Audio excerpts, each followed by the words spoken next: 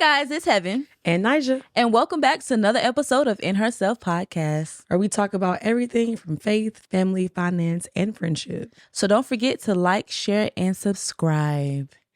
Okay, guys. So on today's episode, we are talking about preparing yourself for the future. Mm-hmm. More specifically, like dating, getting engaged, and getting married. This topic makes me a little queasy. I was just about to say, she is over here sweating bullets. It's crazy. I don't know why it makes me so nervous.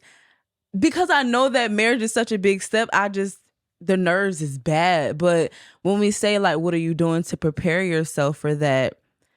I don't know. Like me recently, I just been on this healing journey, like making sure that I know my triggers, making sure I know how the trauma that I've dealt with has molded me into the woman I am today. I don't plan on or want to get in a relationship dumping on that person and then end up saying, oh, because I went through this, you're not helping me. Like, I just don't want it to be a bunch of chaos in that aspect. So that's a major thing that I've been doing, is just trying to just heal and trying to make sure I'm good.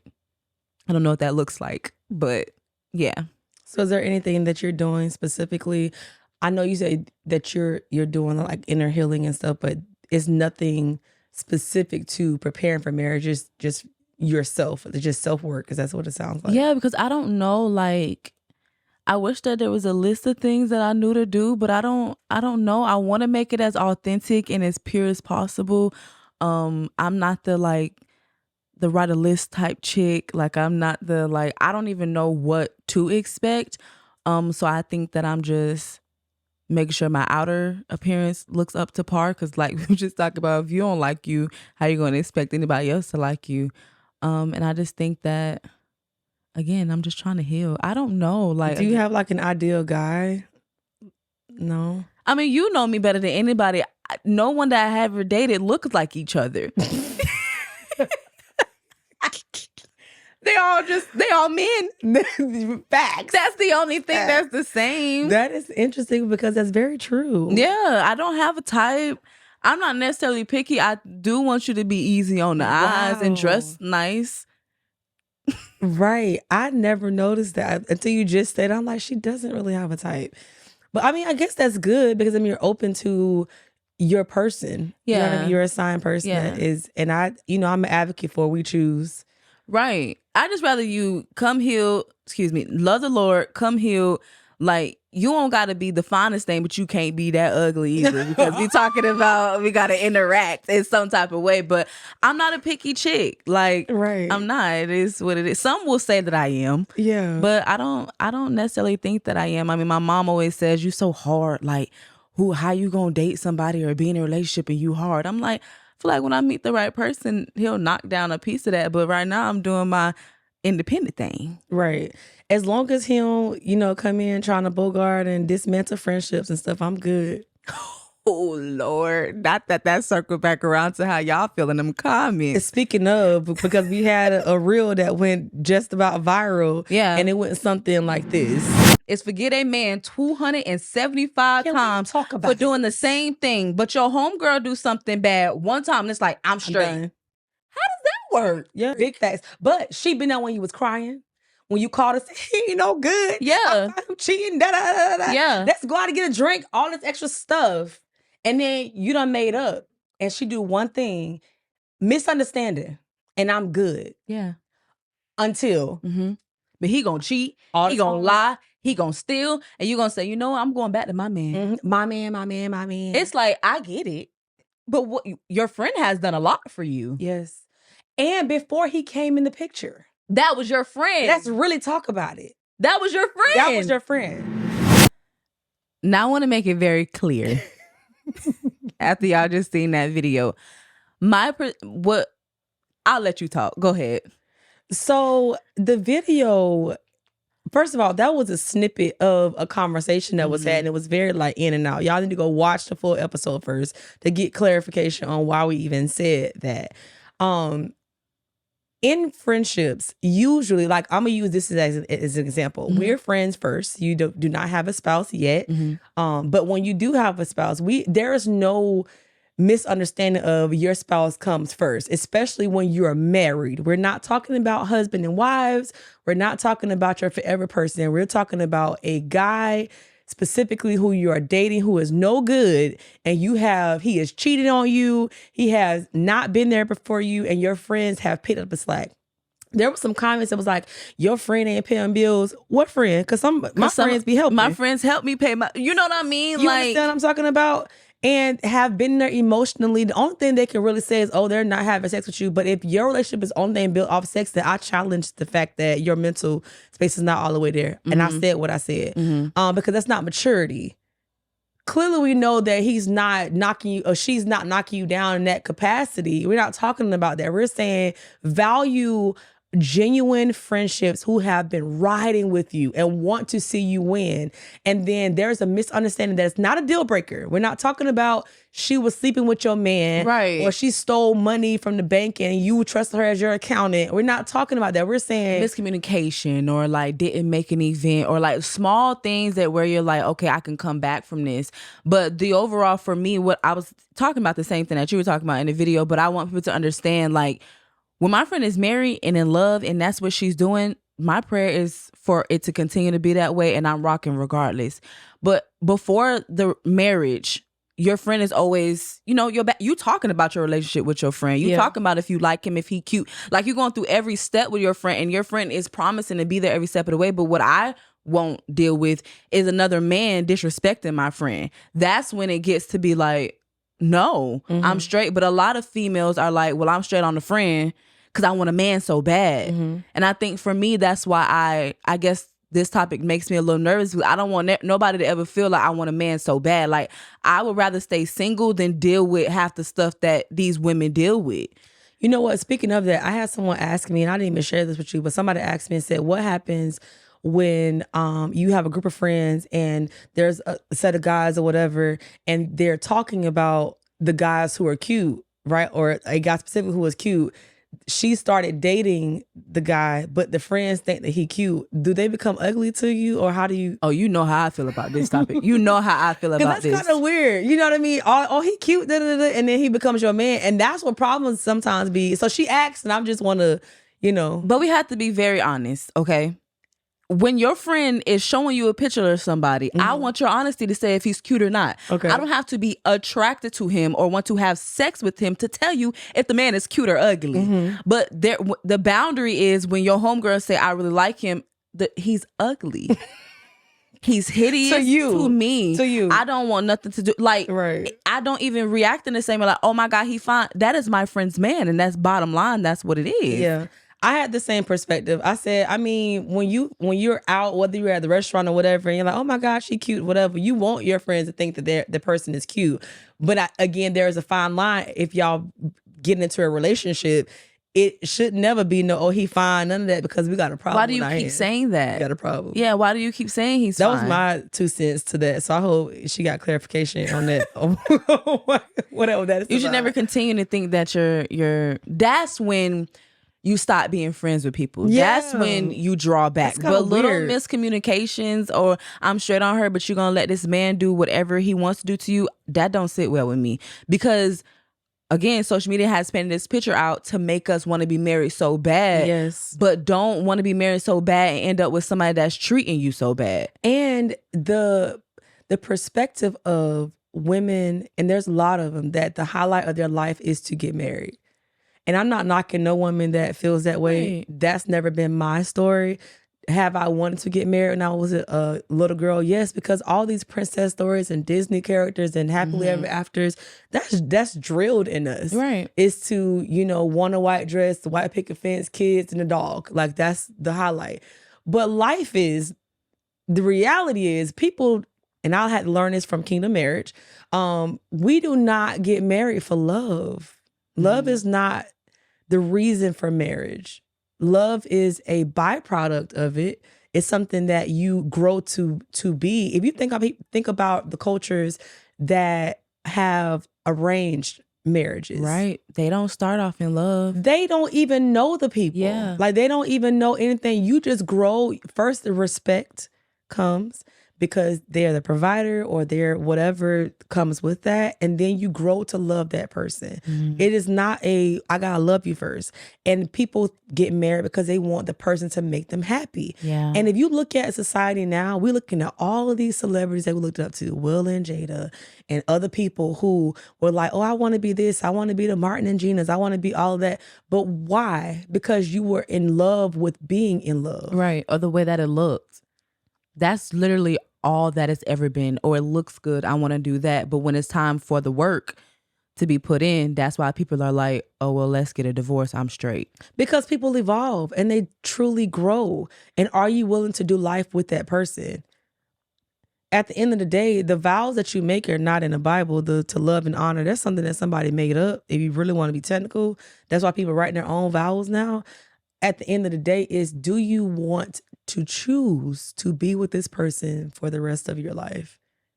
What does that look like? That's why it's so important to have premarital conversations and how many kids do you have? Because people change their minds. Some people say, well, I don't want to have no kids. And you on the same page at the beginning. And then you get married and then your husband or your wife sees other couples with babies and stuff. And you're like, well, I think I changed my mind. You did what? Right. Why you didn't tell me that in the Because I beginning? just said I didn't want no kids. Yeah. So how was that now you want kids? And that's fine. It's just not going to be with me. Right. Or vice versa. Is that happy? Now you're not happy because your mind changed. Yeah. So what did you do to like prepare yourself for marriage? How did that look for you? Baby, I don't think I did nothing. That sounds so bad. And I say that because I wasn't looking to get married. Like it wasn't a thing for me. And as you know, I've been married twice. The first time I got married, I was around like 19, 20, and I was divorced by the time I hit 23. We never really stayed together like that. It was like an in and out situation. In my opinion, now looking back on it, I feel like I got married trying to run from the life that I didn't want into a fantasy that I thought that I wanted. And I wasn't mature. So now that I am remarried to my good thing, I understand that it was a mindset for me. Like I was raising my children, single parenting, going to church, doing inner healing, but not forcing myself to say I'm looking for somebody. Right. I wasn't looking for him. That's not even biblical. I wasn't looking. It's not he that finds a wife, right? And he'll tell you right now. He's like, the first time I seen you, the Lord told me that you were my wife, and I was like, oh, okay.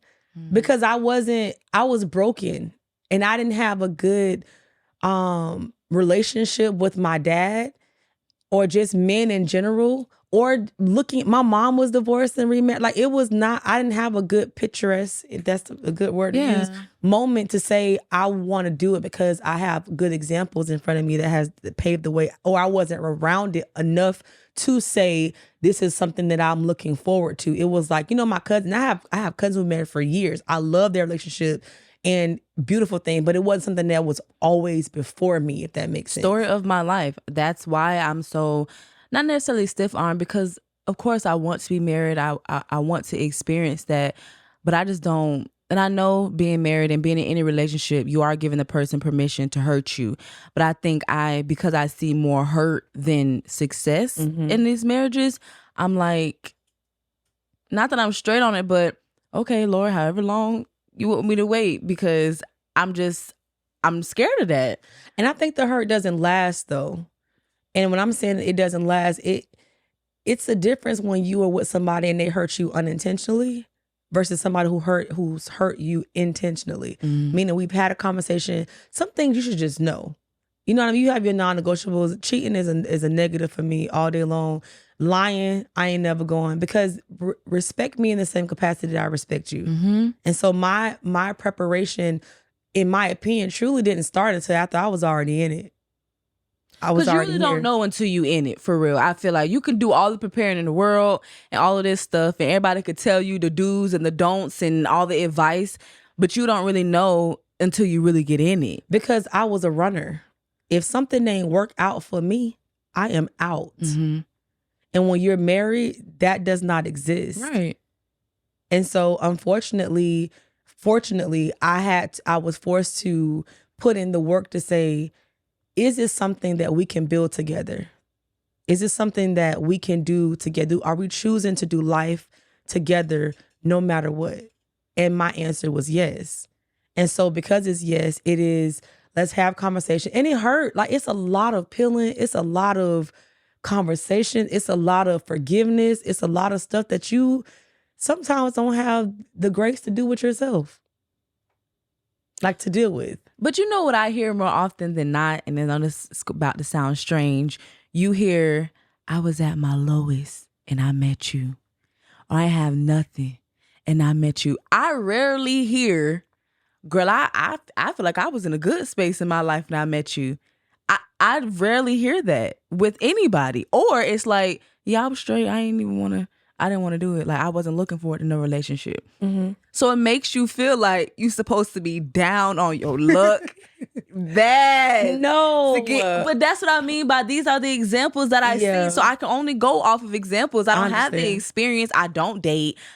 So I'm just basing it off of what I see. And growing up, I didn't have the example of this is what a great marriage is supposed to look like. Being friends with people now that love their spouse, that, I mean, I see the ups and downs in my face, and that is what pushes me to be like, okay, I can. But prior to that, to not knowing the friends I have now, it was like, yeah, now it's good. Now we've gotten to a stride in a place where I look forward every day to being married. Mm-hmm. Like, it is one of the highlights of my life.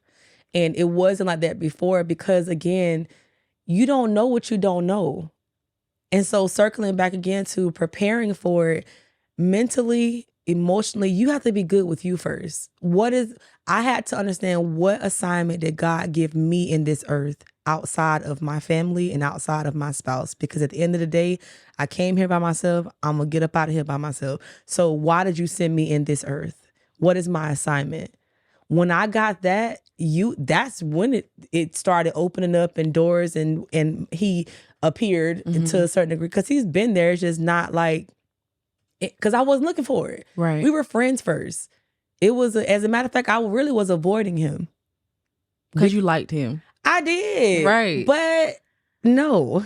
Right. So I did not. So I feel you always say, like, why you act like that, but I feel like we have a lot of similarities in that area. It's like, yeah, but no. It's like, right. Because if we're going to do this, we're going to do it. Right. So don't play with me like that. And don't. So I avoided the situation 110%. Yeah. I definitely did. But then getting to know him and getting to know, continues to know me. And what mattered to me was how he treated my kids. If my kids was a no, it was a no. Mm-hmm. I don't care. Because they're little discerners, whether you want to acknowledge it or not.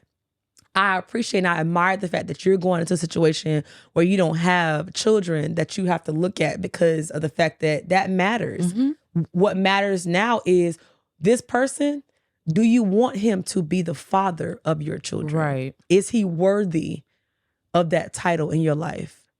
And usually, you know the answer. You just have not decided to accept that answer. Because we won't. The society is, he got to be fine. He got to be this tall. He got to have this job. He got to be doing X, Y, Z. And that ain't realistic. It's giving like medium ugly, you know?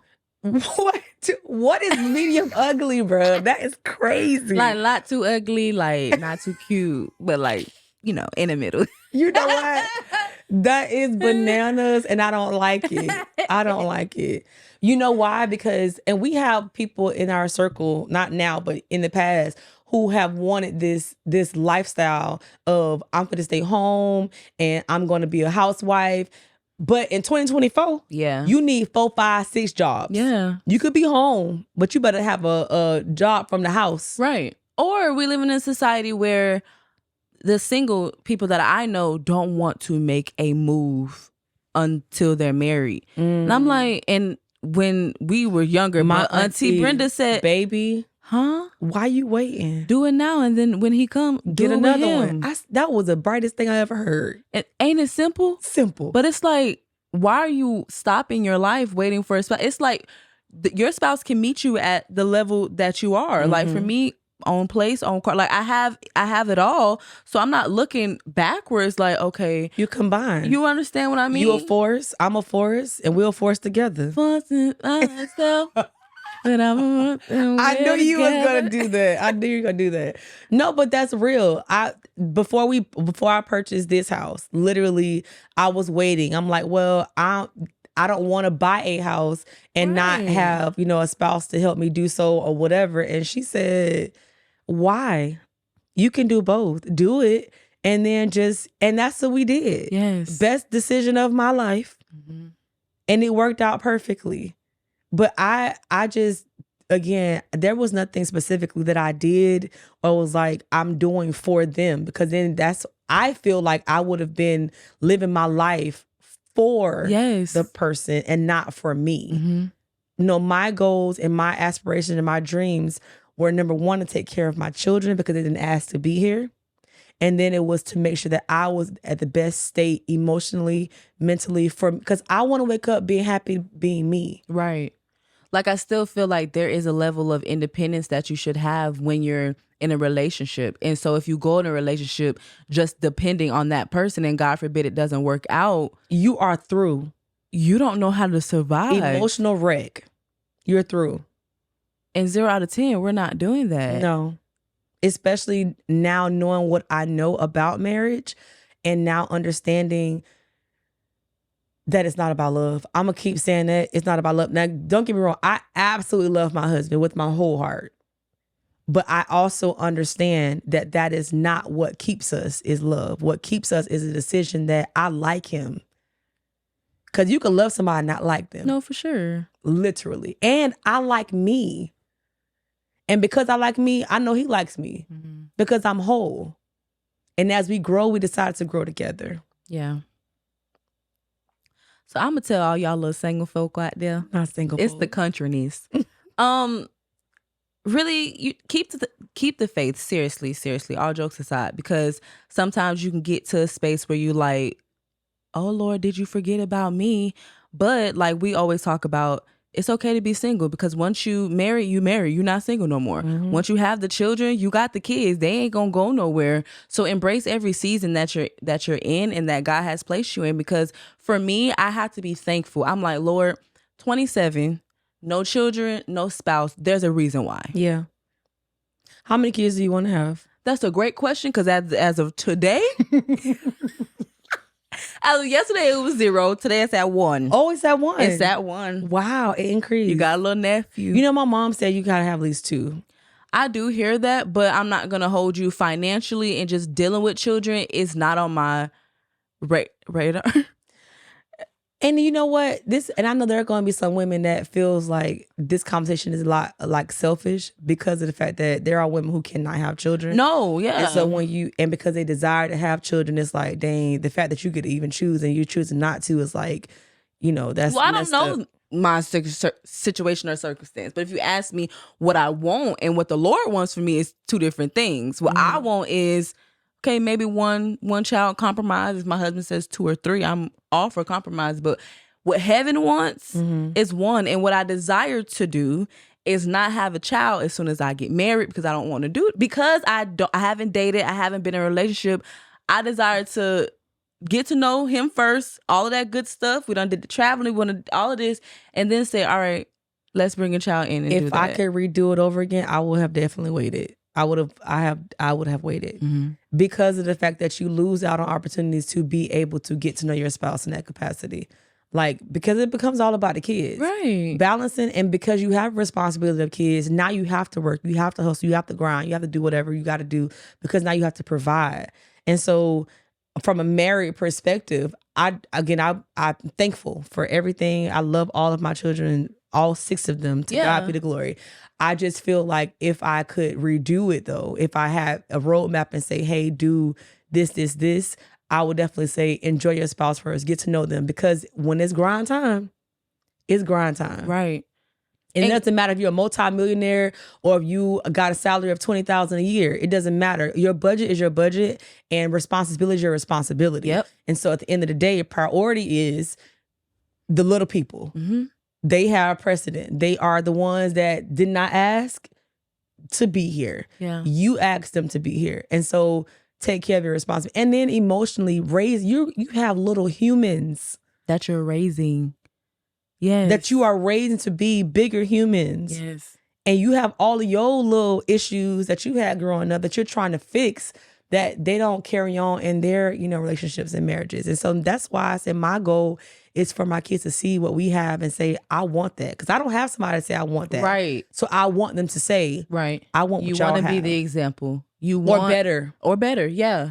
I want people to see God throughout my relationship. Absolutely. I want them to know, yes, it was a choice, but God is all up and through this thing. Yeah. And so that's my, so I don't know. I should just continue to do what I'm doing. Like I said, I don't know what it looks like to prepare myself, but I feel like as I get older, I get wiser, and I just know, like, I joke all the time. If I cook, I'm like, that's a wife. Or I do little things, I'm like, that's a wife. Yeah. So in fact, those are things that I think I've always had throughout my life. So it wasn't a part of me getting prepared. Definitely making sure your household is together. Right. Make sure that you live in a clean space, dishes washed. Not waking up and actually putting yourself together. Just because you're dating somebody and, I'm married now, okay, you can still beat your face a little bit. Because he don't want you to look like that. Please, you can still get dressed up. You can get your hair done. You nails. Stop playing. Yeah. And be presentable. Right. Have the man want to be, okay. Right. Give him something to look at. Yeah. Like, give yourself something to look at. You want to look at yourself like that? Don't ask that question, because some don't care. Okay. Literally. So if you're not going to do it for you, if you decided to, get married, do it for somebody if you're not for yourself. And I'm not saying all men care about makeup, and I'm not saying, I'm just saying, take care of yourself. Take care of yourself. Take a bath. Stop be around here 3 or 4 days not taking a shower. And that really happened. Just 2. I'm so over it. I'm so over it. Just 2. Do something. You know what I mean? Be intentional. Plan date night for yourself. I'm saying before you get married. Let me tell you, because folk think I'm crazy, because I will go to the movies by myself. I will go to dinner by myself. I just date yourself. Yeah. And then once you start getting to date somebody else, then that's a little cute, little different season. But date yourself, like yourself. Yeah. And then you'll start to notice, okay, maybe this person wouldn't like that, because if I don't like it, maybe somebody else won't like it. So yeah, those are definitely key spaces that maybe I just didn't think about. Not because that was always been a part of my life. It's not something that I said, okay, so today, right, I'm gonna start washing the dishes and cooking, and I was already doing all of those things. Yeah. I was already a wife before. Me too. That's what I'm saying. When you ask me what am I doing to prepare, I feel like I'm already doing these things. But now I guess be intentional. Like, okay, you're doing this single, but this is also what you will be doing. It's a part of my life, right? So that it was nothing that I was already, you got to start doing this. No, my mom was that. Yeah. Like, being a woman, I was a woman first. And the part of being a woman, you have the characteristics, not all, but you have the characteristics of a wife. Being nurturing, being, vulnerable, I think those things became buried because of hurt that took place. And I had to dig to kind of have them resurface, and especially being vulnerable, because being a single mother, I had to be both father and mother in that aspect. And so I took on a lot of roles of a man. So taking out trash, that was me. Providing, that was me. Making sure these boys are growing up to be men, and I never been a man, don't want to be no man, but to the best of my ability, you're going to learn how to take care of a woman. You're going to learn how to make sure you are providing and cooking. My kids know how to cook, they know how to clean, all of that stuff, wash your clothes, because the woman is not meant to do these things for you. Right. We help, and yes, we do it more naturally, but if you see she around here, got the kids, and do it, go on there and cook. Right. Go on there and clean up. She's tired. Do it. It's a teamwork. This is not a your job, my job situation. This is we're building this together. Yeah. So because I did everything when I did become married, for those people who have children and you're embarking on a journey to get married again, you got to make sure that you relinquish some of those things that he desires to do and be okay with it. Yeah. And if he doesn't do it right the way that you would have it be done, it's okay. Because he gave the effort to do so. and he wants to do so. Let it go. Let him open the door. Let him pay for stuff. Mm. And he ain't got to say, oh, I paid for it. Everybody ain't trying to throw up in your face what they did. They do it because they love you. I feel like you talking to me. Do you understand? Yes, ma'am. Let your guards down.